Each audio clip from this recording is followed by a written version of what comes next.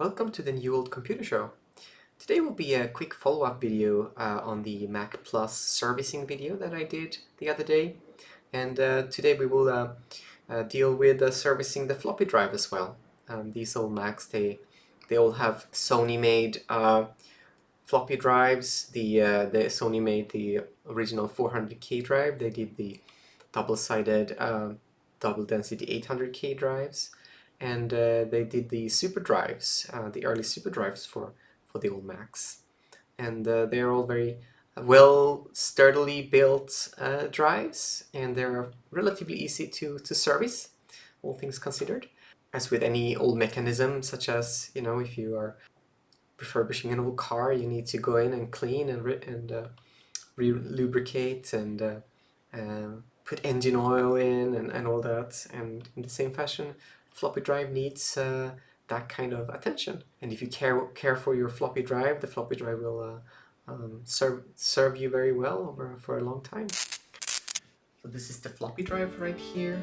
This is the Sony model MPF51W-03.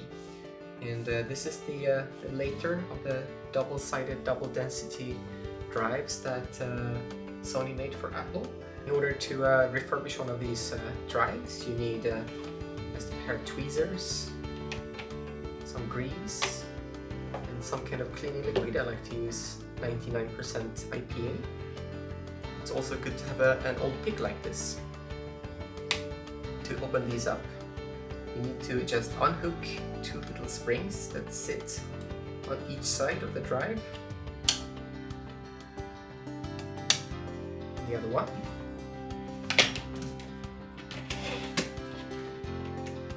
Then you want to trick it into thinking that it has a disc inserted. Push on one of the little levers here, like so. That will bring it down.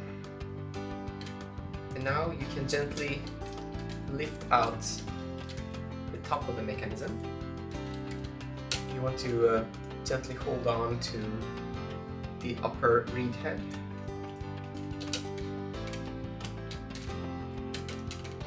And then gently wiggle this out. It can be a little bit fiddly, but usually comes out fairly easily. Top part is off. Next, you want to unscrew the eject motor.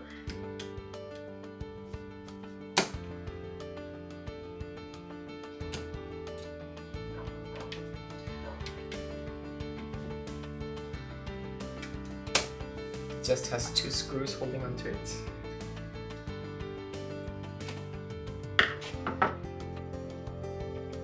You lift up the eject motor, and there's a little connector on the back that you want to unplug.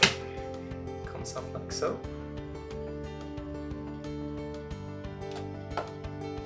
And then next, there are 4 little plastic rings here, little tabs that hold on to the sliding part of the mechanism. Here's where you can use a tool like this plastic pick to pop these out.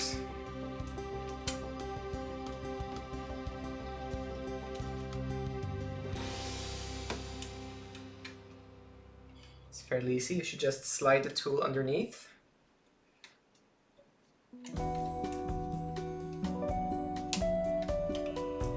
Then twist and lift.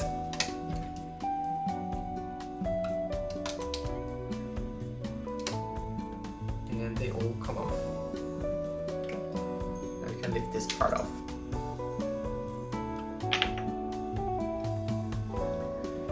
And that should have revealed enough to clean the entire mechanism. So what you want to do first is to get rid of all of the grime and the dust, and you also want to clean up all the old grease.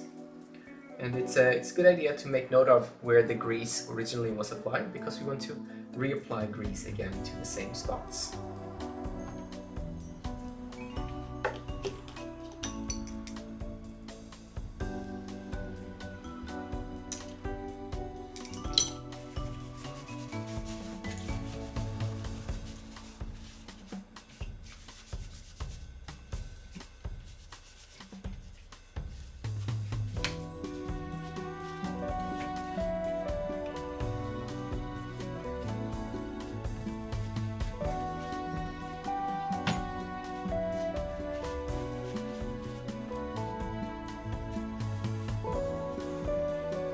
wipe off these two micro switches.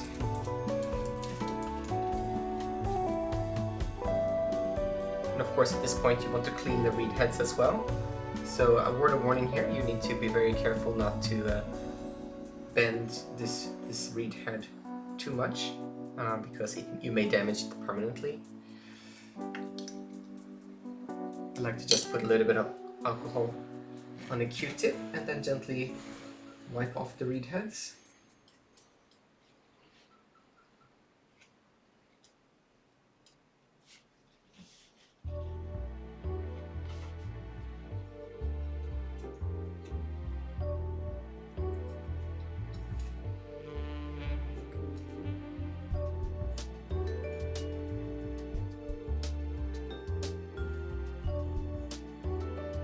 There's also this screw here that is connected to the reed head motor that moves the head up and down, and there's always a whole bunch of grease down there. So I like to just gently wipe off the nastiest of the old grease here, but not necessarily all of it.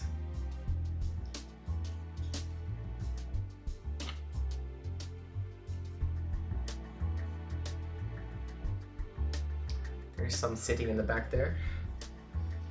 Just lift that off. I know some people like to drown this little screw with IPA and just completely get rid of the old grease.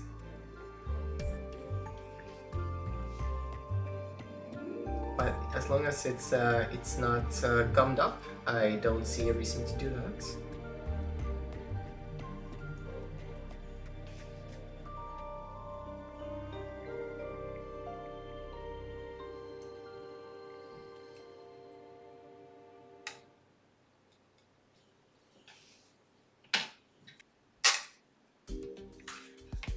You can push on the head to move it back and forth a little.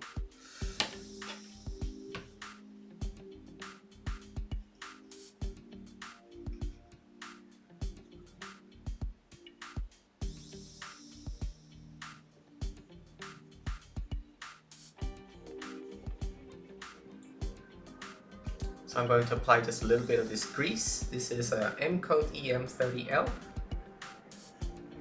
I have been told that this is chemically very similar to the grease that Apple and Sony used. So what I like to do is to just take a used Q-tip and snip it in half with my flush cutter, and then just use that sharp end to just apply a little bit of grease here. Tiniest bit. We don't want this to be over greased and gum up easily again.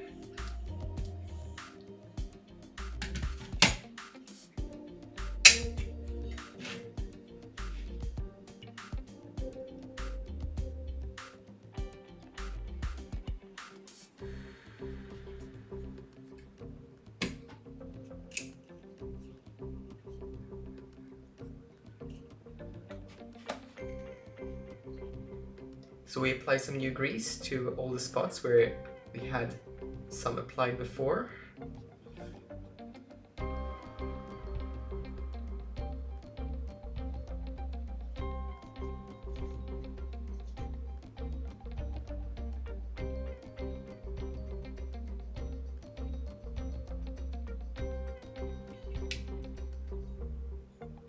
And we can clean the middle part.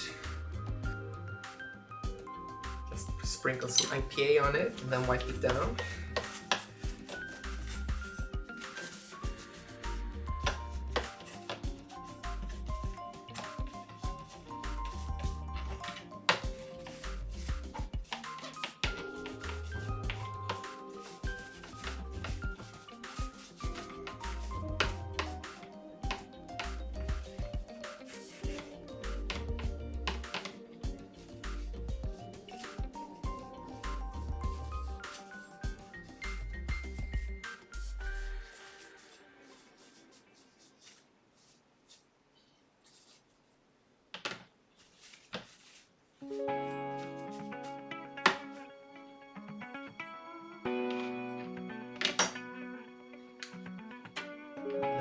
then we just grease the top part, all these little nooks and crannies.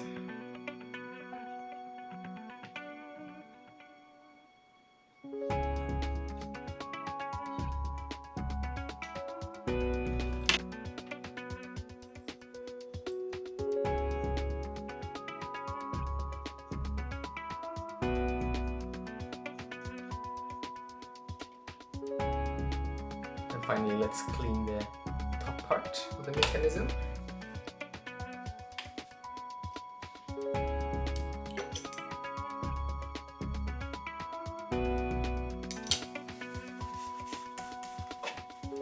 Get all that dust and grime off. There's some big chunks of grease right here and here as well. That needs to be replaced.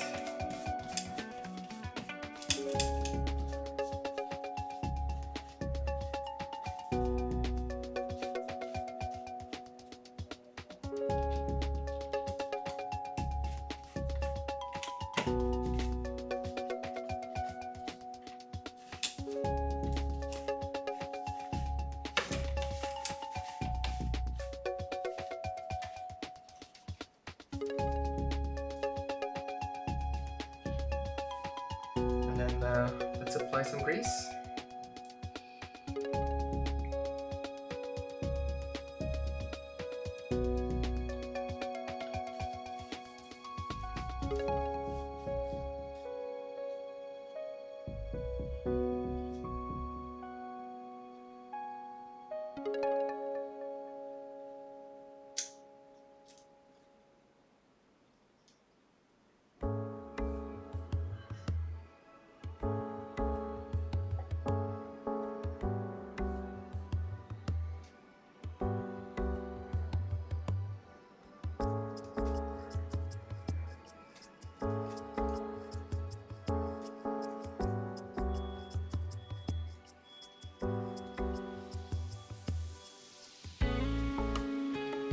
Get these edges up as well.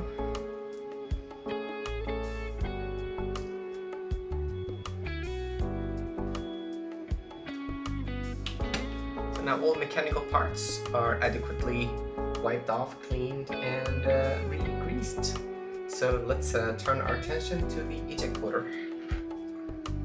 So the eject motor housing looks a little bit different between different revisions of this floppy drive.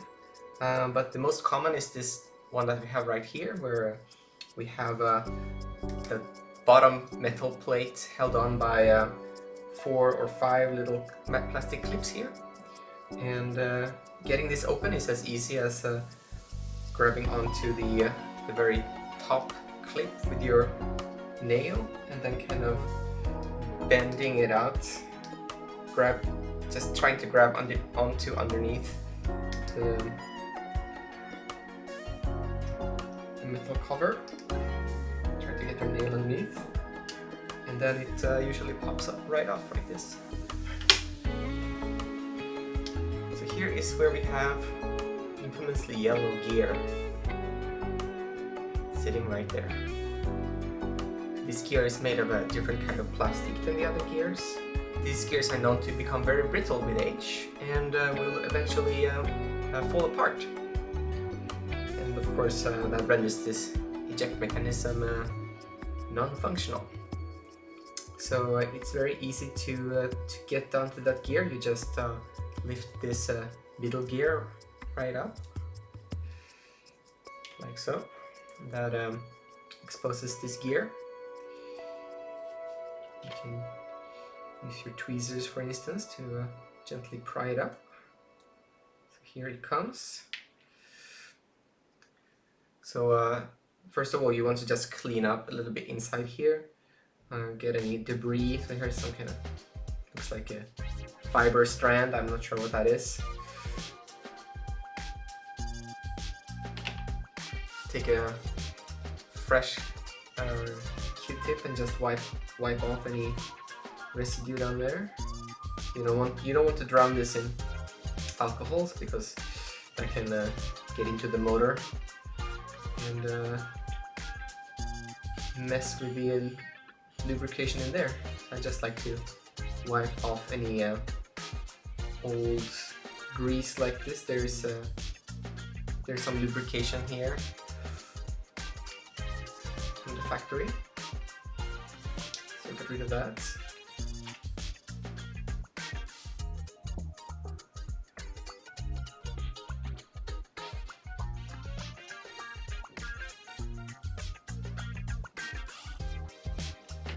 And then people have made replacement gears for this.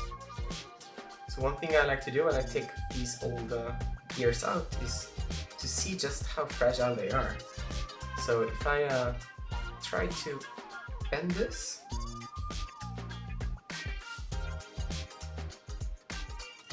so this is this gear seems this gear seems to be in very good shape. So sometimes when these are in bad shape, they just crumble in your fingers. But this one still has elasticity and it does not break. So this is a case where it was not at all mandatory to replace this gear quite yet. It may work for many years to come. And I think it depends on the type of environment these machines are stored in, how these deteriorate. But as a preventive measure, let's install the new one anyways. Let's put just a tiny bit of this grease, a teeny tiny bit of this grease down here, not too much.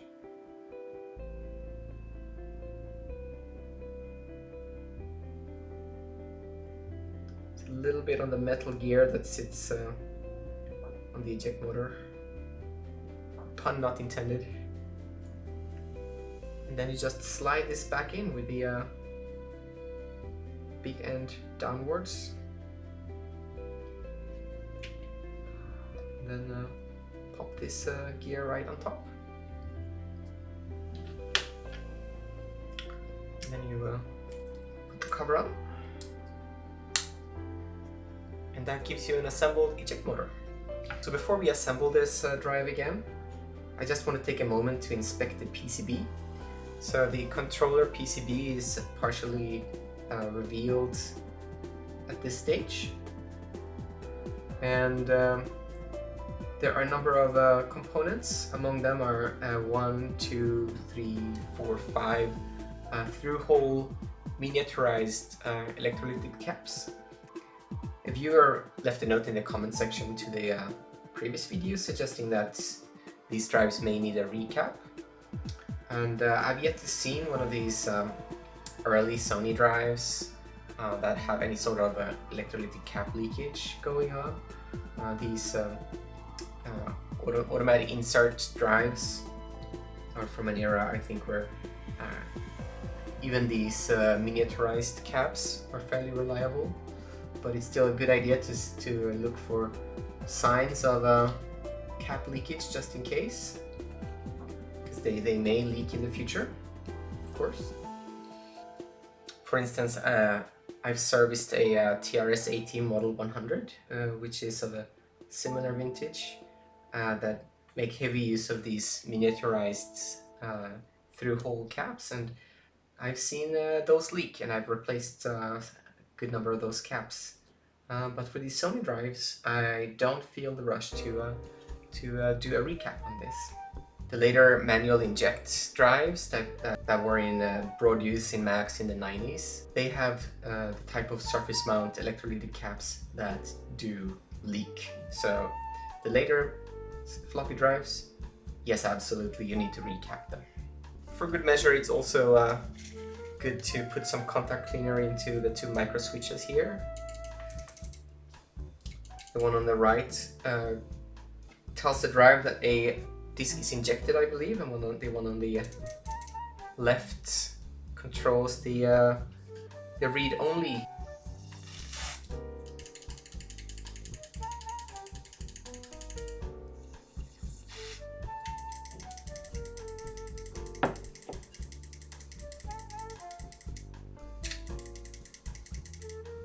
Without further ado, let's reassemble the drive. So we want to put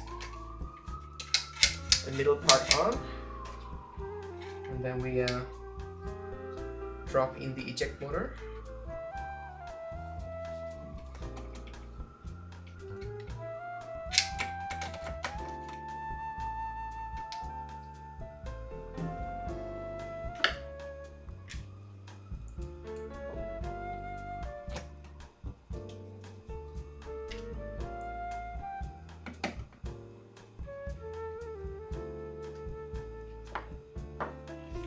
Then we have these 4 little rings. They need to be cleaned. Just drip some alcohol on them. The easiest way that I found to get these back on is to just put them on your thumb and then press straight down.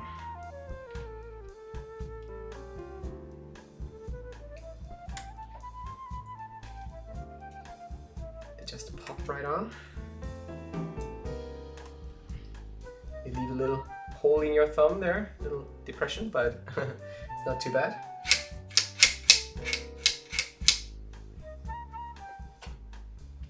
And here comes perhaps the trickiest part of this process, which is to finagle this top part on. And you need to first align maybe a little bit more grease on this part here, like so. And so you want to align the middle part so that the top part can slide. The little tabs on the side here, these 4 tabs can slide into the rails that they sit on. And at the same time you need to lift the top of the reed head up. And this is perhaps the part where it's easiest to damage the reed head, so be very careful, because the reed head's little notch here needs to sit on top of the plastic cover here.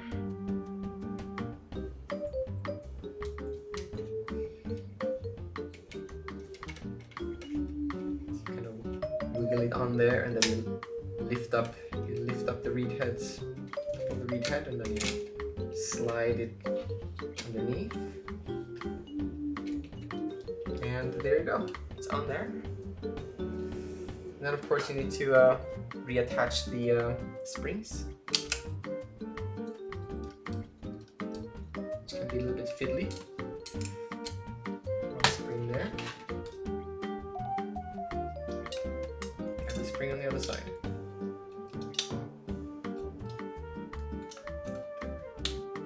Oops, popped off again.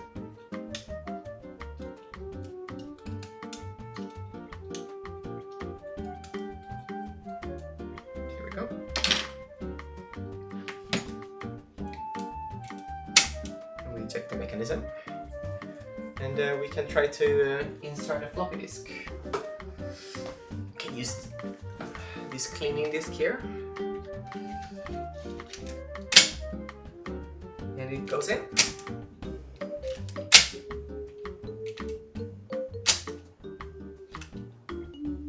And just, after a successful clean and lubrication, you should have a very smooth insertion,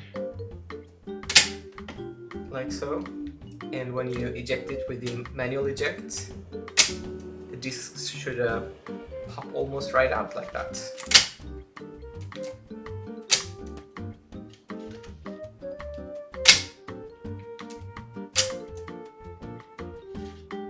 We need to also connect the eject motor again on its little header back there, like so. That is a fully serviced Sony double-sided, double density, Apple customized automatic insert, automatic eject floppy drive.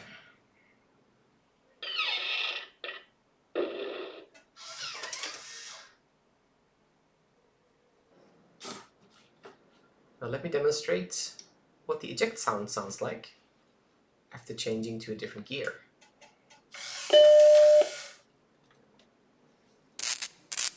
So there you have it, one serviced Sony floppy drive.